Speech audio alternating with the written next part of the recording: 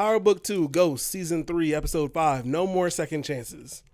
ADA Sullivan and Blanca are at the crime scene trying to figure out what happened to their sneaky link partner, Rage Cop, who basically just got capped by Monét. Monét does a really good job of holding it down, and Davis handles ADA Sullivan. Even Sax is with Diana, making sure Blanca doesn't go at her too hard. Monét explains to Davis that she got rid of the case file and that she's not going to go too far with Lorenzo because everything is good now, supposedly. I feel like I thought everything was buttoned up because here's Monét saying she got rid of the case file, which would have been the only thing linking her back to Whitman, right? So I'm thinking they good on that, but it's going to come up at some point down the line. I just don't even understand why it's still present. Professor Bennett invites Tate to class for the day. The topic is America the land of rebirth, redemption, and reinvention? Tate seems to believe that it is, but Bruchandria wants to point out that it only works for white people. And of course, Mans, who has been calling out everybody this season, has to have a problem with that. I think that dude is a Proud Boy or some shit. And then listen to his explanation of his history.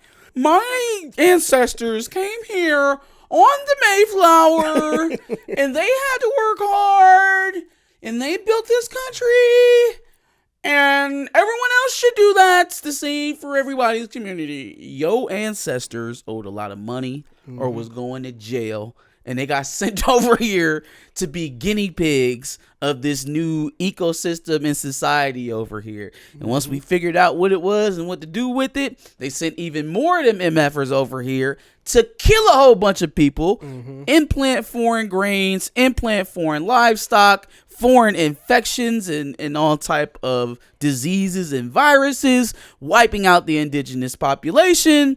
And that is what springboarded them into slavery and so on and so on and so on and so on. Didn't have nothing to do with your idealistic idea of meritocracy. It was only over here because they was failing where they was at as it is. Message.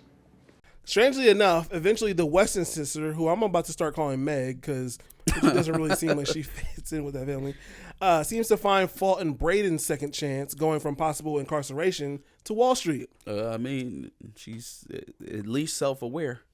Yeah, for sure. Well, aware of the corruption in her own family. Sure. During class, Monét texts Tariq to find out where International Guap was the night Zeke was murdered, which... Did they just start calling him International Guap? Because that wasn't a thing before, was it? I'm trying to figure out why Tariq is the go-to. Because he has... Every time I ask you something, Tariq, you be knowing stuff. you be knowing. Like... Bro was in DR, apparently. How the fuck is he supposed to find that out? I don't know. Well, yeah, I don't know. Like, even though we as an audience... could kind of look through the Rolodex of characters that Tariq has interacted with to know, okay, he could possibly just go to this person and try.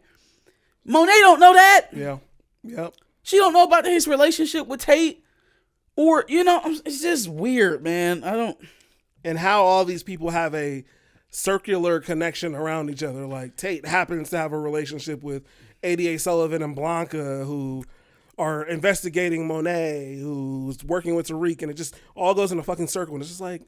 who they are also investigating. It feels like, all right, we need to get here, and we weren't sure about how to get here, so we'll just, create some erroneous connection. Like that of Monét asking Tariq to confirm whether or not the Guap actually killed Zeke. The possibility that there isn't another character who would come into the fold in real life. Yeah, or things. Or even one of the characters that are still present or on the table to be more likely for her to go to with this type of thing. Like, you're trying to figure this out to see if your husband killed your son. Mm-hmm. It seems like a little bit more of a sensitive operation than Tariq would like to handle. Sure. To me, or that you would want Tariq to handle. Yeah. Yep. That's just me. I don't know. So Tariq has to see Tate after class with some info. Reek gives him the info that International Guap is the supposed killer of Zeke, who apparently they are now comparing to Lynn fucking Bias. Yeah, Zeke is Lynn Bias. I don't think so. Anyways, let's just leave that one where it's at. Tariq a little wild for just floating that information to Tate, not knowing it. Like, I get what he was doing, Like, I'm going to throw it out there and see if it comes back legit, and that'll be my way of confirming it. But that type of loose... Yeah. It's like, why would we be using Tariq for this? I don't know. Could Davis not find out where he was at? Yeah. I mean, Davis is not a cop, but I'm sure he has some sort of connection with law enforcement. He would probably just send it to Sachs. Power writing. Lucas brings a business opportunity to RSJ, and Bro wants Tariq to come along to Italy with him, which Lucas seems to think Tariq isn't ready for. Tariq somehow gets Effie as a +1, and then somehow Brayden gets pulled in since RSJ believes the junior team can help shake things up and help him leverage the negotiations in his favor. Well, because he wanted to be seen as the dominant one, and if Lucas was there, Lucas would have tried to establish himself as equal as RSJ. Tate then texts Tariq and calls him a lying motherfucker, which confirms that it was his bullshit. Monét and Tariq think it's a smart move to meet up with each other outside in broad daylight. Tariq, utilizing Tate's text, lets Monét know that International Guap didn't kill Zeke. Monét goes back to Kane and asks how he got the information that it was International Guap, and he said that Lorenzo told him. I mean, I didn't expect Kane to lie. Yeah. I didn't think he had to. Maybe in retrospect, he should have lied. But yeah. I don't know. I don't know. RSJ and Tariq pull up to the PJ, and Tariq wants to fly some information RSJ's way that Effie's professor apparently told her. Brayden wants to get some sleep so he can be well rested to party, and Kiki attempts to slow him down. Then this fool drops his phone, and she starts looking at it. Of course, she notices all the stupid crash coin deposit notifications. Dummy. He's so stupid. He is the exact type of person I would never want to be around anything illegal. Yeah. Goober. Goofy. Doing it for the fun, for the thrill, to be a movie star or something. He think he playing in a video game. Yep. Oh, man, getting on private jets. Oh, drug phone out my pocket. La-di-da. 88 Sullivan and Blanca are drinking their sorrows away and getting lit off Jameson to do so. Oh, y'all mean y'all was sad about Whitman now? Y'all team Whitman? Dumbos. Blanca says they should have listened to Rage Cop. Bitch, Duh. He was your Kobe, and you and 88 Sullivan look like Robert Sacre. And Sax is Jody Meeks. Speaking of Sax, Bro says a lot of white hats go criminal when their boat gets rocked by a white whale, and Blanca got mad. I was like, what is this exchange? What is this? No, I mean, look, Whitman was definitely playing fast and loose, but he had the better organization of the facts than anybody involved in that team. And it's really crazy that Sullivan is the one who's so torn up about it, because I don't think she's torn up about Whitman personally. I think she's torn up because this entire case is going to shit, and she's the one who spearheaded the entire thing. Yep. It's been her theories. It's been her operation. She's been the one driving all of this. And she's had it really wrong a lot of the time. Yep. Really wrong. Blanca says that she believes that Tejadas had something to do with the Russian plug being killed off, basically off of absolutely no evidence besides the fact that the Castillos have been outside of the Tejada penthouse. They try to figure out who Tariq's plug is, and they think Davis knows for some reason. 88 Sullivan then puts up the vibe that they could become the next Rage Cop, which... Then they toasted the guy that they treated like absolute garbage when he was here. Yeah, I'm like, man, y'all hated dude. Hated him. Now y'all toasting to him because he did. That's crazy. Toast to me while I'm alive. Right. Toast to me now. You know? Lorenzo has a drink with his son, Kane, and Kane informs him that he might want to watch out for Monét since she may know what's up. Kane then asks if he's thought about telling her since it was an accident, and Lorenzo says he can't because she'll never forgive him. It's too late, man. It's too late. You should have just gone ahead and did it, but... I just don't think it was going to matter because we are dealing with a narcissist. Yeah. A textbook narcissist. Yep. For sure. And there was no way we could organize the series of events that was going to make her deal with what happened to her. So Kane being the sensible one here and being like, well, you should probably tell her because it'll probably be worse if she finds out from someone else. Look, great. Why has Lorenzo not put that together? Drew and Gordo do their thing, and then Gordo gets the text that the Redneck Gun Connect was the CI. Drew immediately peeps that Gordo was locked up with Bro and didn't know that he was a CI. Hey, man, they whole family suspect to me. It's too much shit that I don't like about their family. Your daddy was a snitch. You fucking with white supremacists who are also snitches. I don't like everything over there. Stink. I don't like it. Smell like Buki over there. I don't like it. Gordo needs to needs to straighten up his disposition because everything over there looks wrong. For sure. Monét pulls up to Frank's wife because apparently she's been thinking about her. Monét is a fucking trash ass liar and tells Evelyn that she thought that she should know the truth about what happened and tells her that it was Lorenzo that called a hit on Frank. Evelyn's dumbass can't figure out why Monét is telling her, considering what would happen to Lorenzo if she told her sons. So riddle me this. Did they even tell Lorenzo about Frank being a snitch? I don't think so. I can't remember if they told him or not.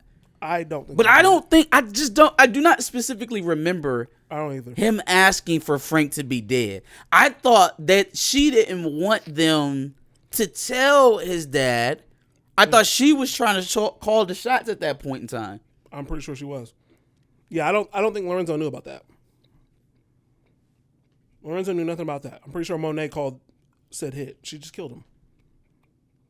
Yeah, she alone. Even if he did, that's what was supposed to happen, Monét. Like, that's what happens. Have you gone to every person your husband has had killed's house to apologize for it? To relieve your conscience? Narcissist. This had nothing to do with helping out old girl. It ain't had nothing to do with her. Well, She was putting the plan in motion for Lorenzo to be gone this entire episode. Yep. That's what that was for.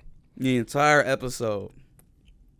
Power wants me to believe that Tariq can help spearhead international negotiations for millions and millions of dollars, and that the obvious green screen Italian background outside the window. Hated everything about that. Yo, scene. I was like, oh, they shooting on location? Okay. No, nah, they got somewhere that looked like Italy. Oh, that looked terrible. I'm like, they shot this in New York and then put a green screen behind it all.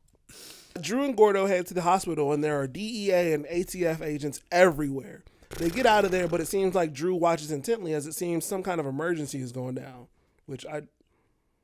It's probably to do with the CI dying is what I was thinking at the time. Yeah. Which is a bitch. We snuck all the way in here. We look like we coming to kill a fucking witness. Yeah. We hiding in a janitor closet and he died anyway. I guess I was thinking that like somebody else was going to be on the end there killing him or something like that. But no, nothing. Mm-hmm. Effie and Tariq sit down at the Olive Garden for unlimited breadsticks and a $20 bottle of wine. Apparently, this is their first actual date. They address the fact that Effie has so many designer dresses, and I feel they said it as a joke, but nah. Nah. Tariq then tells her that he loves her. Noma in her best Janelle Monáe get up and great value Jeffrey pull up. Power seems to want to take Tariq from the Wolf of Wall Street to James fucking Bond. He apparently has to get a bug from a mansion. Fam, just kill them if they got to go through this many hoops. I just feel like everybody went to the same journalism school. And there's this like generation of writers right now all over Hollywood that have no idea they don't even grasp the concept of gradual ascension.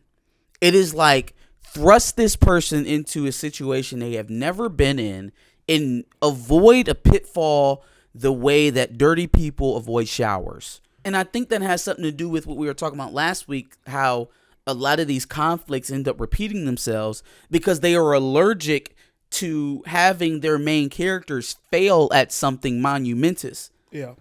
They do not want them to fail on the grandest stages, which would actually, in fact, make us be a little bit more closer to that character. It would humanize them.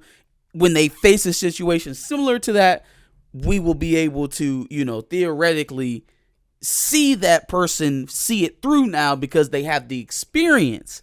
Mm-hmm. But Tariq is in a room with these people for the first time ever. Like, this is the first time he's ever been involved with brokering a deal of this magnitude. Mm-hmm. And even if he had the information that he had at his disposal, what qualifies him? What experience does he have speaking at this level? None. And then, okay, so Noma's making them jump through all these hoops, which at some point she should just kill them if she's going to send them through all this bullshit. But then you want me to believe that Noma, who's supposedly running this international crime syndicate, doesn't have anybody else but these 3 college students to go get this bug from Homeboy's house. Okay, so with that, yeah, I mean, sure. You're running your crime syndicate fast and loose. I don't know what is making her stick on, Tariq and Effie. And I mean, I guess you've seen other people show promise in your business before, so I can't imagine that there's anything special about these 3. But then again, maybe there is. Maybe she sees something in them. We seen James attempt to try and counsel people and bring them under his wing. It didn't always work, but sure, we saw them do that. I guess my biggest issue with the whole Noma thing right now is that it's, and I think we are going to get it here in the next couple of weeks because of what we saw at the end of this episode in relation to Noma. But with her being only in 2 or 3 scenes in the season so far, every time she shows up, it kind of is like a novelty. The score changes to something that's akin to like a cartoon villain. You know what I mean? It gets a little jump in the sharky. Yeah. If you know what I mean, when she shows up, because they're trying to give us the air of, oh, this is the biggest bad we've had yet. Except you haven't told us why. We haven't seen anything besides that first scene. But that didn't do nothing for me. No. We've seen brutality and power since the universe started. Mecca showed up almost the exact same one. Yeah. So I do a little better. A little better. RSJ continues to dick ride Tariq and Ghost at the party that they pull up to. RSJ admits that his father was also a criminal, but fam, your pops wasn't anywhere near Ghost level. My pops used to run numbers. He's a petty criminal. Not James St. Patrick. Not James St. Patrick. Not even close. Brayden doesn't know what the fuck he's even looking for. None of them do. Brayden almost gets the bug, but of course he doesn't before bro gets snatched up by an Italian thug. So sloppy, yo. When are you going to tighten up, Brayden? Like, I just feel like he's giving off a guy who feels like he has a parachute where no one else does. So he's so loose. He's not afraid enough to get fucked up at all. Yeah. Someone has to tell me how Effie was so easily able to just get it off the table and he was struggling with it. Well, no, she struggled with it too. They both had to work their way to get it out. I don't know why it took Brayden all that time, given that he saw it with his eyes, so he knew where it was. Just get it and go. Diana gets let back into the house, and apparently Poppy made some of his sancocho that Monét loves so much. Meanwhile, Monét is mean mugging the fuck out of him from the other side of the table. Why can't she make another face? Why can't she make another face? Well, in this case, she knows he killed Zeke, so but she would make that face any other time. Monét doesn't say one word until spades are mentioned, and oh my God, is she smiling all of a sudden?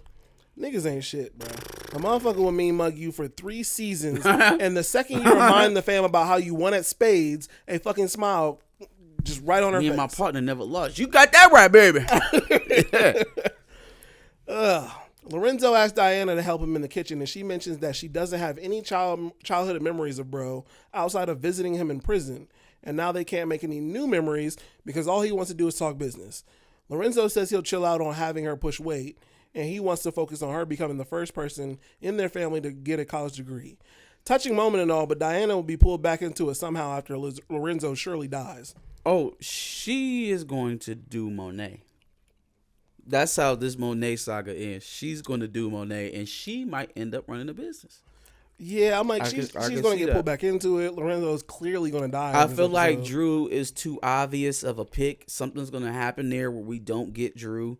Kane is never going to lead shit. He going to lead somebody right into the ground. That's where Kane going to lead. Or Kane is going to be like he is with Monét to Diana. Yeah, maybe. I mean, if he's content with that. I don't think it's Tariq. There's too many kids there for it to end up being Tariq. So, yeah, I think it's going to be Monét or Diana. And it's going to come at the behest of them finding out all this shit. Poppy killed Tariq. Or excuse, Poppy killed Tariq. Poppy killed Zeke, but he killed him because he was trying to kill Mecca, and he was trying to kill Mecca because Mommy was about to take all of us to go live with Mecca on some private island, and then she had him killed, and she used Gordo to do it and lied to him and told him that Poppy was the one that called the hit on Frank when it was really her the entire time.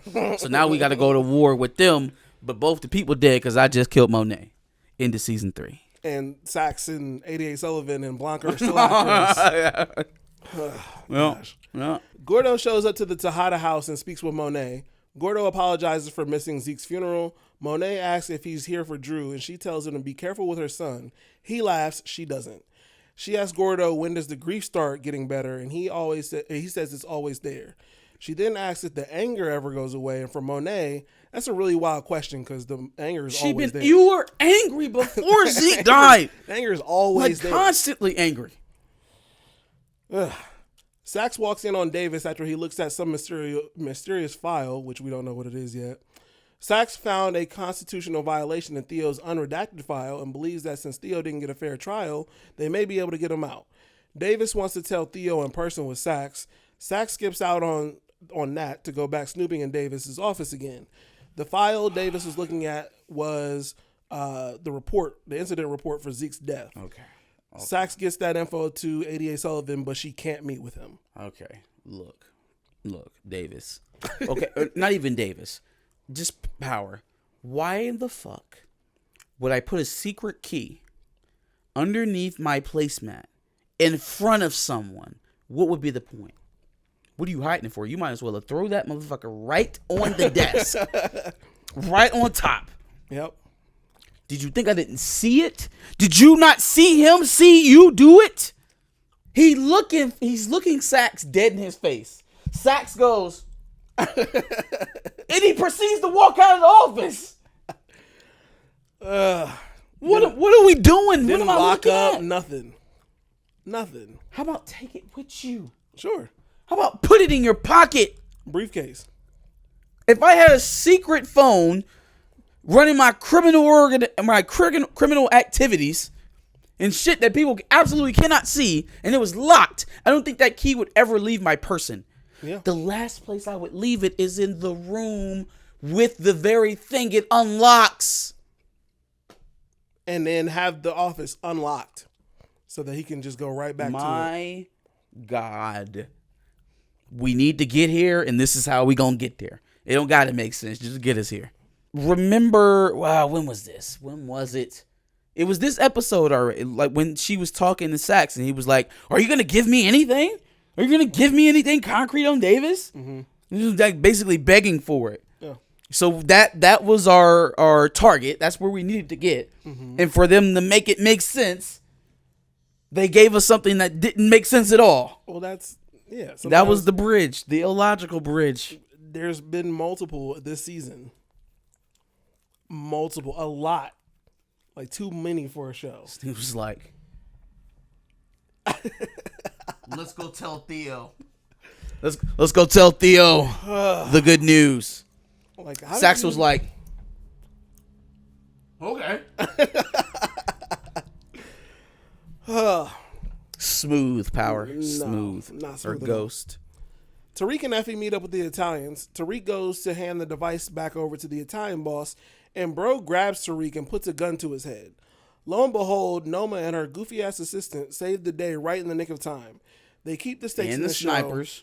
Yeah, and the snipers that were in the distance. They keep the stakes in this show at an extremely low level. Like, had that been Franklin, I'd be like, oh, shit. Like, something might actually happen. This is some serious shit. But in Power, like, I almost fell asleep during that scene because it's just like, I know nothing's going to happen to Tariq.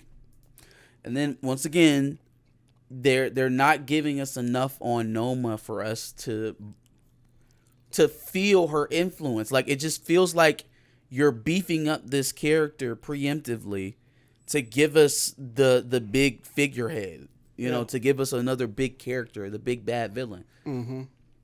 But I don't feel it because I don't know nothing about her. It just feels manufactured. Yeah. Noma then promotes Tariq and the team after successfully completing the mission, which You're promoting Brayden too, because Brayden clearly fucked up in this mission. At the very least, hey, Brayden can't come along no more. Tell Brayden to go run the online orders down. He can't come. Saxe is now stalking ADA Sullivan. He just know he gonna get his bitch back. He just know it.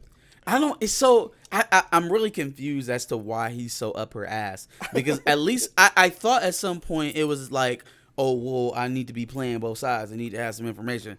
But then he keeps doing all this jealous shit. So it's like, are you really think she fucking somebody else? Yeah, like, why? Even when you pulled up to the house, also at the same time, he doesn't agree with a lot of her viewpoints or how she's putting together the case. Yeah. He thinks she's wrong about a lot of shit, which ain't wrong. She flat out lied to him about something, right? Her whole theory around Tariq being the kingpin of all of this is partially dependent on, her proving that he tried to have Lauren killed to cover up his crimes, which she's never been able to prove. Because it's not true. Right? And Saxe knew that it wasn't true.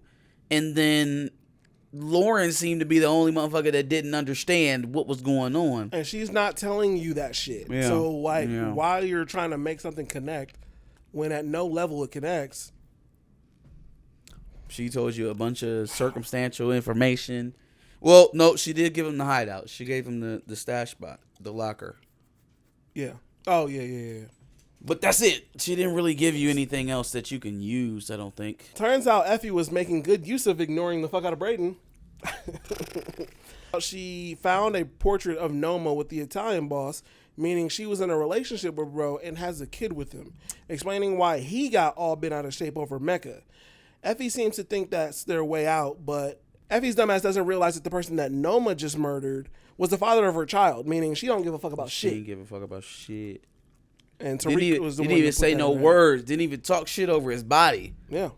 Look, the only thing that this episode confirmed to me is that power hates relationships. They hate monogamy, and they hate committed relationships. They have a very nihilistic view on relationships because not a single person is loyal in this show.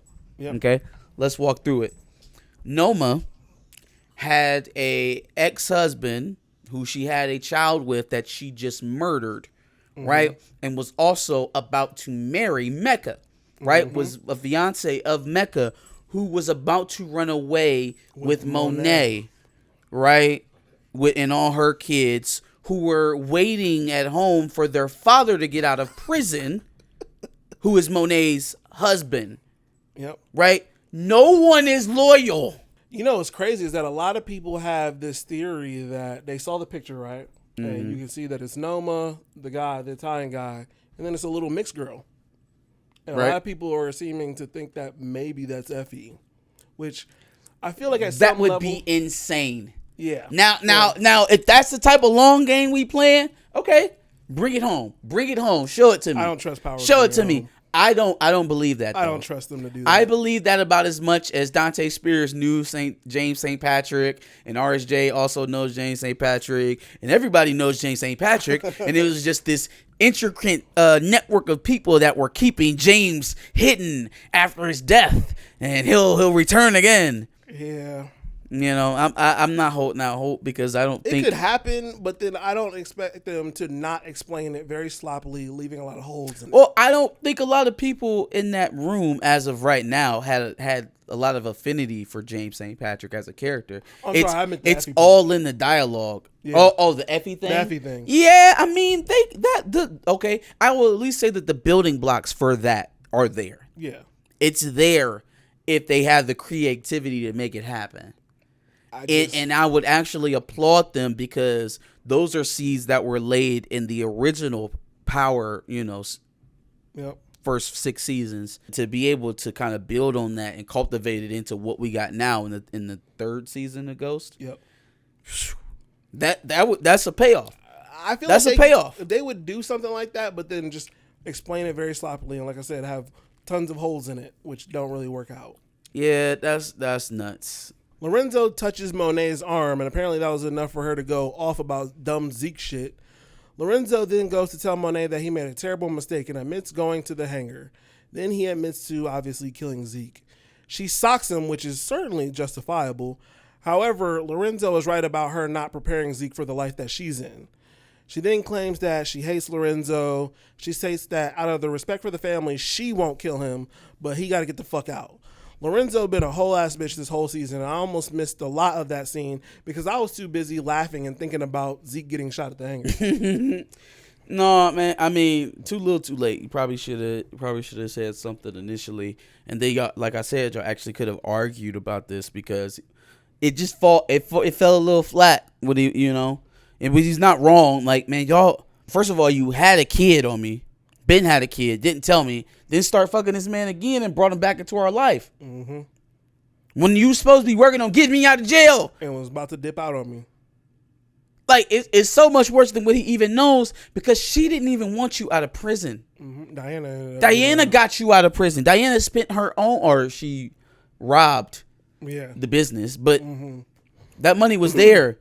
The opportunity to get you out was there. Mm-hmm. All that time that you sent in a prison cell, that she let you sit there so that she could run a business. And then even that is inconsistent with what they gave us because we see her over there getting mad at conjugal visits and all this other stuff. And, I want more. Yep. Blah, blah, blah, blah, blah. You need to do something. But Drew, the reason why he's still in there. Took Diana 2 weeks and $30,000 to get Lorenzo out.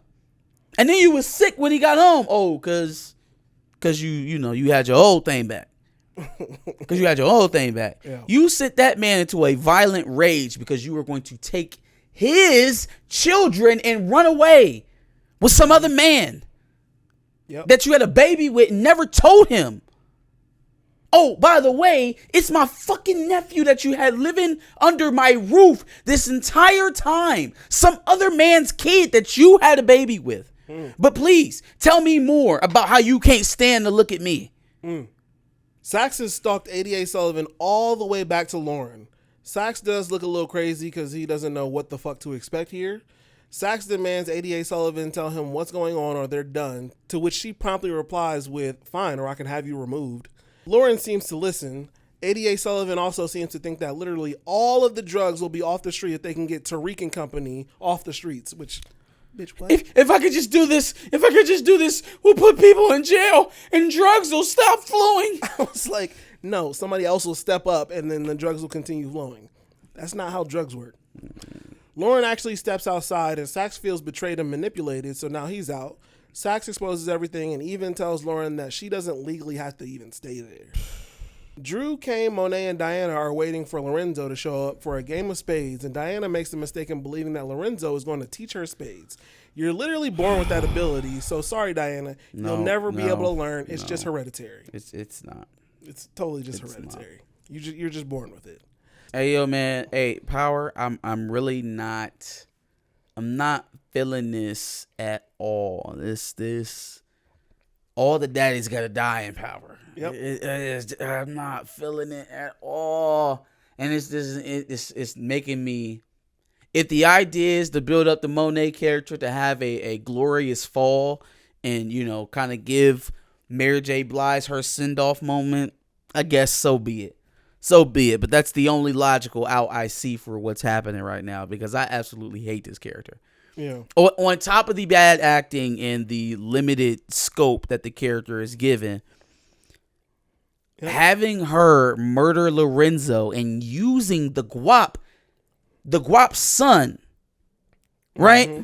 So Frank's son, you killed Frank, but you're going to use his son to do your work on your children's father, on your husband. Using his grief to get him to do it. Also, just random thought. Tariq telling Effie that Noma is a savage for killing her child's father, being that you killed your own father, is a level of dissonance I can't even handle. I think he's come to terms with the fact that he may be a monster at some level. That was what the whole season 2 was about. If you that scared about Noma, you should be terrified at yourself. Sure. You should absolutely be terrified at yourself. That's a fact. But yeah, man, the whole Monét thing, man, I think Diana is going to be the one that pulls the trigger. I don't see Kane doing it. I don't see Drew doing it. I see Drew leaving. Mm-hmm. I don't see him killing his mom. Diana, this has been brewing for a long time. Yes. And she was just getting to the point where Poppy was going to let her do her thing 100%. Mm-hmm.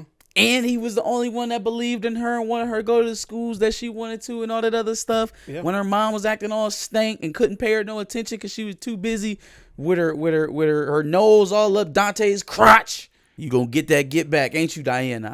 I know. We'll see. And they gonna connect the last piece to the puzzle with that whole Carrie Milgram and Monét thing, because she definitely heard that shit, and that shit's not gonna leave her head. That to that Carrie bitch I said da da da da. Mm-hmm. Yeah. Okay. So then that means you actually kill the teacher. Mm-hmm. So it's damn. She don't even really gotta kill her. She could send her to jail. She could. We'll see how it works out.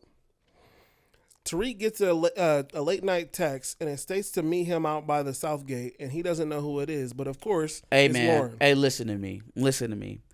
Never, ever in life has a person gotten a random text from a number that is not saved in the middle of the fucking night and got up and met them wherever the fuck this person on the other side told them where to go. Oh, I don't know who this is, but I better go meet them. Zero chances going down like that. He'd have woke Effie up and been like, hey, I need you to follow me somewhere real quick. He'd have called Brayden and been like, hey, I need you to follow me somewhere real quick. Absolutely. Hell, he'd have called Kane. Hey, look, I need to call in a favor. There's zero chance unless Tariq is a idiot. With all of this shit he got going on with him, he just killed a Russian mobster. Italian mobster. He just, a Russian mobster. He killed the Guap's plug. Not the Guap. Okay. It's the Castillo's plug. The Castillo's plug. Yeah, he did do that too. And you killed an Italian arms dealer. And he went there alone? Zero shot. It's some more of this. This is where we need to get. We need to have Lauren reveal to Tariq that she's not dead and that Effie and Brayden tried to kill her. We have to have it happen, so just make it happen. That doesn't make a lick of sense at all. The same person who's so smart that he can broker $1 million deals, he can bring in $1 billion investors like RSJ, but he don't have the common sense not to walk to a park in the middle of the night by himself because a random number told him to. Damn, didn't even think about that, but that's hilarious. And that's why I have so little faith in that theory about Effie being Noma's kid. Because they would have to be playing three-dimensional chess. Yes. When Noma pulls up, she has to be ready. She got to be in shock. She's spending all her time with Tariq, so she didn't have enough time to communicate with Noma. Like, we talking very limited spaces for her to set all of this stuff up, and she's had to have perfect execution as to not tip anybody off as to what's going on. Yeah. And then, also, you'd have to explain to me an endgame. Why have we never talked about her mom or her dad? Why have we never been into Effie's backstory? What are they trying to get at? How does that even help them having Effie in the position she's in right now? Yep. So, I don't believe you, because Tariq walked out to a park in the middle of the night knowing he got people all around him that want him dead or in jail, and he thinks it's a good idea to go out there alone because plot. Because we need to have the reveal of Lauren being alive happen with Tariq in private because plot. Bitch is out here with a fucking box cutter, like looking absolutely crazy, which I guess I understand why, but like it just looks nuts. Lauren tells the truth about what happened. She then tells Tariq that the feds are building a case on him. Lauren may be telling the truth, but she looks absolutely crazy. He goes back to the room, and Effie explains that there is something that she needs to tell him. And it turns out that thing is that she loves him too. Effie is Tasha, y'all. Effie is Tasha. His heart is breaking. His heart is breaking. He thought he loved Effie, and he's finding out that she deceives him. She goes around his back with his friend to do things that she feels is best for him. The same way Tasha and Tommy did Ghost constantly. But y'all tell me more about how y'all don't think that Effie is Tasha in this whole setup. Yeah, no, she's Angela. Tell me more. She's Angela. Tell me more. No. Angela showed up to the park with a motherfucking box cutter. Angela is working with the feds. Angela is doing law-abiding things while Effie is using her skills to help Tariq further his criminal empire. Sounds like Tasha to me. Nah, Lauren's not Angela. She's the whoever Ghost was with when he was running for governor. Shut up. Whatever happened to that lady? She has not spoken to Tariq or nobody since that shit happened. She like, I'm keeping my She didn't show up to the funeral. I'm cool. She didn't do nothing. I'm good. Fuck that family. Like, damn. It feels like the DNC was just using her as a prospective wife, and when the candidate went away, they put her back in the vault to be thawed out later. I would not be surprised. The hell happened to her? Give us your thoughts on the episode in the prompt below. Make sure you like, share, and subscribe. Come back next week for another Power Book 2 Ghost review. Yep.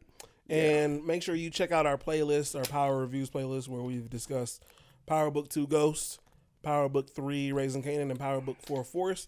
Make sure you subscribe. Every week we will be giving you a review on the latest episode.